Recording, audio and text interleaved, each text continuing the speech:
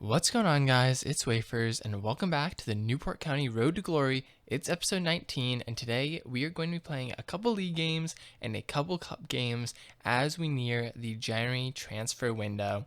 Taking a look at the table, you can see that we are 21 games into the season. We are currently undefeated, 19 wins, 2 draws, and we sit at the top of the table. We only have a couple league games in this one because we have a couple cup games, actually, including the quarterfinals of the Carabao Cup against Burnley. So we will get to that one at the end, but before we get to that, we have to go into our first game. We are hosting Charlton Athletic at the Rodney Parade, and 20 minutes into this game, we would come forward. Bennett on the attack finds Marsh, who finds Moss streaking down the left-hand side. He shoots into the bottom left-hand corner, and we go up 1-0. A little P-roller shot, but it did go in. Moss has been getting in some decent positions, has a decent goal tally this season, and we go up 1-0. Now into the second half, and Charlton Athletic would come forward. Some nice passing here, and they are able to find some space and put it in the back of the net. They tie it up at 1. Only 15 minutes later, they would come forward again, looking really dangerous in this game. A nice little passing move once again, and Schwartz goes through. He puts it into the bottom corner, and they go up 2-1. After that, they would come forward again 10 minutes later, and this one, they pass it around off the corner.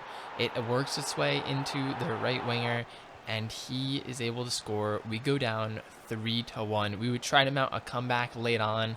Aziz coming forward here looking for space. He's able eventually to find Telford, who scores this one and brings the deficit back to 1 goal with 5 minutes to go. But unfortunately, we were unable to score another goal. We lose our first game of the season to Charlton Athletic 3-2. After that, we have a scouting report. Some decent players here. Theodore Baker looks like a good player. We're definitely going to sign him up, leave Joseph Williams there for a little bit, but Theodore Baker looks like he could be a decent player.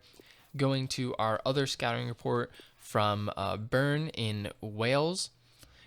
Obviously, we're looking for a lot of Welsh talent, and there was some here that we're just not that good. But then we came across some prospects like Prosser, like Payne. They both look like they'd be pretty good. They have pretty decent potential ranges, so I decided to sign both of them up immediately. And we're going to go take a look at them in the youth academy. As you can see, our youth academy has a decent amount of prospects right now. Tony Morgan looks like a decent defender. Obviously, his potential isn't too high, but it will be showing great potential when we do call him up. Baker looks like he's decent, 55 overall. Prosser looks pretty good, already 60 overall. He's 15 years old. He'll keep growing in our academy. Payne, only 51 overall, but has a decent potential range. And then we have some other players in our academy. Ibrahim Crawford looks like he could still be good. Ethan Pierce looks like he could still be good. Definitely players that could contribute in the future when we decide to, call them up. If we do this season, I'm going to try to wait until next season to call up a lot of these players. If they force me to call them up, I obviously will call them up because I don't want to lose them. But at this point, our squad's in a pretty decent place, and I would rather just wait until next season to call them up and maybe loan them out then, or potentially play them as part of our backup side, our cup side. But we're going to wait for a while. Taking a look at Prosser's stats right here, he's got some green stats. He looks pretty decent, as I said, the 60 overall at age 15, and his pace stats are actually pretty good. Already has that 5-star weak foot. Baker, again, he has some green stats. His green stats are in physical. He's got great strength, decent pace, good aggression, so he looks like he'll be a decent fullback as well. But we are going to get into the second game of this episode now. In the round 2 of the FA Cup, we are facing off against Cheltenham Town, coming off of that loss to Charlton Athletic in the league. and we would get started early in the 6th minute. Sheehan comes forward. He's going to score this one, and he continues to score goals this season from that right center mid position. He's been scoring goals all season, and he just adds another one to his tally right here. Nice to see him getting involved and, contributing to a lot of goals this season. One player that we haven't seen as much contribution from is Marsh, but he actually puts a great ball over the top here. And only 10 minutes after the first goal, we would double our lead as Telford puts that one into the back of the net. We go up 2-0 very quickly against Cheltenham Town. They would come forward, though. Right here, they play a nice little through ball. It gets past Marsh, and Vargas is in. He would finish that one. They cut the lead to 1 goal right before halftime. And coming out of halftime, they were playing very well.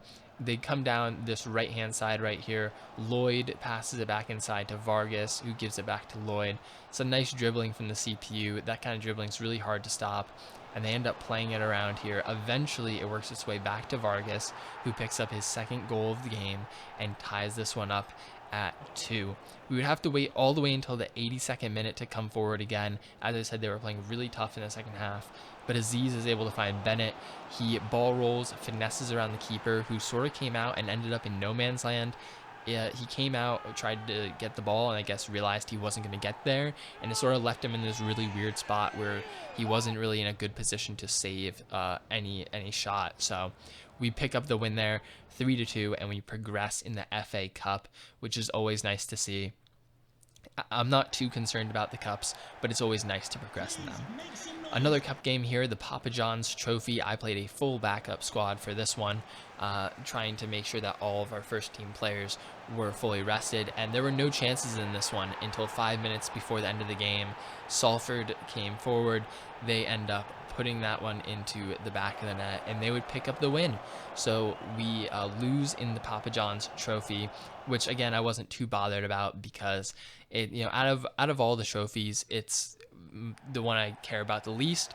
So getting knocked out of that one wasn't really a big deal, and it saves us some games that we have to play. We can keep some more stamina on our players. Our next league game here, we face off against Wigan, and Telford gets scoring started in the 32nd minute. He's able to go through on goal and bags another goal. He's been playing pretty well lately. Obviously, he was incredible last season. He's been really good this season. He should hit probably 30, 35 goals, I would say, this season. Maybe 40 if he really gets on a run, but we will have to see. 10 minutes before the end of the game, we would come forward again, looking to double our lead. We work it all the way around to Jenkins, who I brought on at left wing in this game, and he actually scores.